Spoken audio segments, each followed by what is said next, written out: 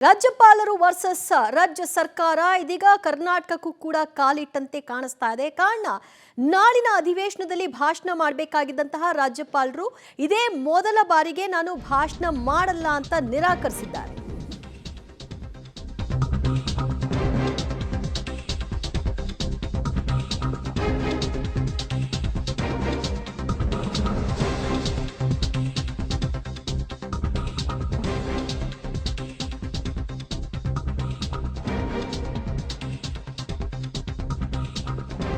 ರಾಜ್ಯಪಾಲರು ವರ್ಸಸ್ ಸರ್ಕಾರದ ಸಂಘರ್ಷ ಮುಂದುವರೆದಿದೆ. ನಾಳೆ ನಡೆಯಬೇಕಿದ್ದಂತಹ ಅಧಿವೇಶನಕ್ಕೆ ರಾಜ್ಯಪಾಲರು ಶಾಕ್ ಕೊಟ್ಟಿದ್ದಾರೆ.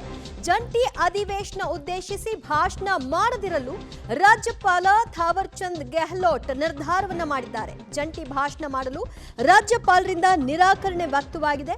ರಾಜ್ಯಪಾಲರ ಮನವೊಲಿಕೆಗೆ ರಾಜ್ಯ ಸರ್ಕಾರವು ಕೂಡ ಭಾರೀ ಕಸರತ್ತನ್ನ ನಡೆಸ್ತಾ ಇದೆ. ಇದೀಗಾಗಲೇ ಕಾನೂನು ಸಚಿವರು, ಮುಖ್ಯಮಂತ್ರಿಗಳ ಕಾನೂನು ಸಲಹೆಗಾರರು, ಅಡ್ವೊಕೇಟ್ ಜನರಲ್ ಎಲ್ಲರೂ ಕೂಡ ರಾಜ್ಯಪಾಲರ ಭೇಟಿಗಾಗಿ ರಾಜಭವನಕ್ಕೆ ತೆರಳಿದ್ದಾರೆ. ಅಲ್ಲಿ ಲೋಕಭವನದಲ್ಲಿ ಅವರನ್ನ ಭೇಟಿ ಮಾಡೋ ಮೂಲಕವಾಗಿ ಅವರ ಮನವೊಲಿಕೆ ಕಾರ್ಯ ಮಾಡೋದಕ್ಕೆ ಮುಂದಾಗಿದ್ದಾರೆ. ಫಾರ್ ದಿ ಫಸ್ಟ್ ಟೈಮ್ ರಾಜ್ಯಪಾಲರು ರಾಜ್ಯ ಸರ್ಕಾರ ಕೊಟ್ಟಂತಹ ಭಾಷಣವನ್ನ ಮಾಡೋದಕ್ಕೆ ನಿರಾಕರಣೆ ಮಾಡಿದ್ದಾರೆ. ಕಾರಣ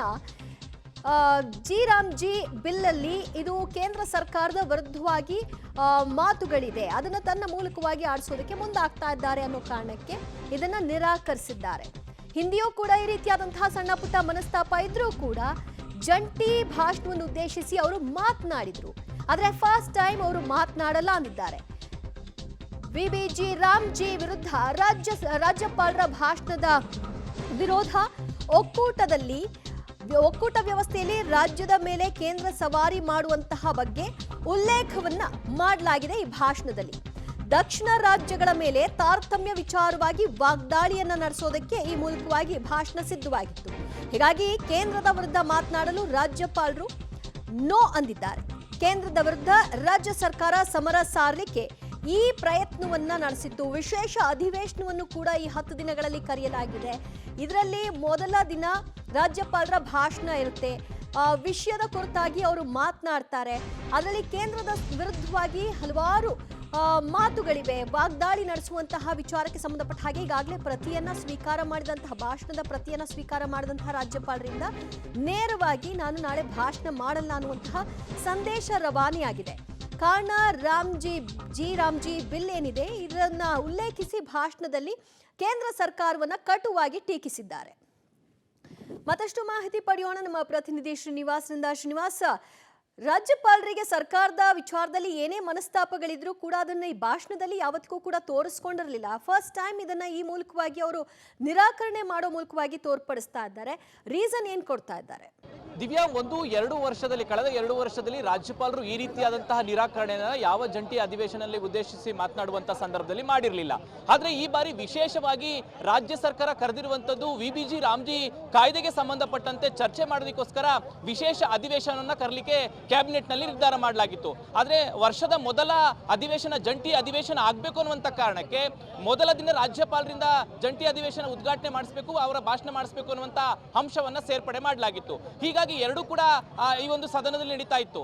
ಆ ಭಾಷಣದ ಪ್ರತಿಯನ್ನ ರಾಜ್ಯ ಸರ್ಕಾರ ರಾಜ್ಯಪಾಲರಿಗೆ ಕಳಿಸಿದಂತ ಸಂದರ್ಭದಲ್ಲಿ ಆ ಒಂದು ಭಾಷಣದಲ್ಲಿ ಸರ್ಕಾರ ಸಿದ್ಧ ಕೊಟ್ಟಿರುವಂತಹ ಭಾಷಣದಲ್ಲಿ ವಿಬಿಜಿ ರಾಮ್ಜಿ ಕಾಯ್ದೆಗೆ ಸಂಬಂಧಪಟ್ಟಂತೆ ಉಲ್ಲೇಖ ಮಾಡಿದ್ದೇ ರಾಜ್ಯ ಸರ್ಕಾರ ಅನ್ನುವಂಥದ್ದು. ಅದು ಆ ಒಕ್ಕೂಟ ವ್ಯವಸ್ಥೆಗೆ ವಿರೋಧವಾಗಿರುವಂತಹ ನಡೆ, ದಕ್ಷಿಣ ಭಾರತದ ರಾಜ್ಯಗಳಿಗೆ ಅನ್ಯಾಯವಾಗುವಂತಹ ಕಾಯ್ದೆ ಅನ್ನುವಂತಹ ವಿಚಾರವನ್ನ ರಾಜ್ಯಪಾಲರ ಭಾಷಣದಲ್ಲಿ ರಾಜ್ಯ ಸರ್ಕಾರ ಸೇರಿಸಿದೆ. ಇದನ್ನ ರಾಜ್ಯಪಾಲರು ಓದಲಿಕ್ಕೆ ಸಾಧ್ಯ ಇಲ್ಲ ಅನ್ನುವಂತ ವಿಚಾರವನ್ನ ಉಲ್ಲೇಖ ಮಾಡಿ ಸರ್ಕಾರಕ್ಕೆ ಮಾಹಿತಿಯನ್ನು ಕೊಟ್ಟಿದ್ದಾರೆ. ಈ ಒಂದು ಅಂಶಗಳು ಏನು ವಿಬಿಜಿ ರಾಮ್ಜಿ ವಿಚಾರಕ್ಕೆ ಸಂಬಂಧಪಟ್ಟಂತೆ ಇರುವಂತಹ ಆಕ್ಷೇಪವಾಗಿ ಇರುವಂತಹ ವಾಕ್ಯಗಳನ್ನು ತೆಗಿಬೇಕು ಅನ್ನುವಂತಹ ಸೂಚನೆಯನ್ನ ರಾಜ್ಯಪಾಲರು ಕೊಟ್ಟಿದ್ದಾರೆ. ಆ ಹಿನ್ನೆಲೆಯಲ್ಲಿ ಈಗ ರಾಜ್ಯಪಾಲರು ಭಾಷಣವನ್ನ ಓದೋದಿಲ್ಲ, ಅಧಿವೇಶನಕ್ಕೆ ಹಾಜರಾಗಲ್ಲ ಅನ್ನುವಂತಹ ಮಾಹಿತಿಯನ್ನ ರಾಜ್ಯ ಸರ್ಕಾರಕ್ಕೆ ಕೊಟ್ಟಿದೆ. ಈ ಹಿನ್ನೆಲೆಯಲ್ಲಿ ರಾಜ್ಯಪಾಲರನ್ನ ಮನವೊಲಿಸಬೇಕು ಅನ್ನುವಂತ ನಿಟ್ಟಿನಲ್ಲಿ ಕಾನೂನು ಸಚಿವರು, ಅಡ್ವೊಕೇಟ್ ಜನರಲ್ ಮತ್ತೆ ಸಿಎಂ ಕಾನೂನು ಸಲಹೆಗಾರರು ಲೋಕಭವನಕ್ಕೆ ಆಗಮಿಸಿ ರಾಜ್ಯಪಾಲರ ಜೊತೆ ಮಾತುಕತೆಯನ್ನ ಮಾಡ್ತಿದ್ದಾರೆ. ಪ್ರಮುಖವಾಗಿ ರಾಜ್ಯಪಾಲರು ಜಂಟಿ ಅಧಿವೇಶನವನ್ನು ಉದ್ಘಾಟನೆ ಮಾಡಿ ಮಾತನಾಡಲ್ಲ ಅನ್ನುವಂಥ ಮಾತುಗಳೇ ಹೇಳಬಾರ್ದು. ಸಂವಿಧಾನದಲ್ಲೇ ಅವರಿಗೆ ಕೊಟ್ಟಿರುವಂಥ ಅಧಿಕಾರದಲ್ಲಿ ಜಂಟಿ ಅಧಿವೇಶನವನ್ನ ಮಾಡಬೇಕು ಅನ್ನುವಂಥ ವಿಚಾರವನ್ನ ರಾಜ್ಯಪಾಲರಿಗೆ ಕಾನೂನು ಸಚಿವರು ಮನವರಿಕೆ ಮಾಡಿಕೊಡುವಂಥ ಪ್ರಯತ್ನವನ್ನ ಮಾಡ್ತಿದ್ದಾರೆ.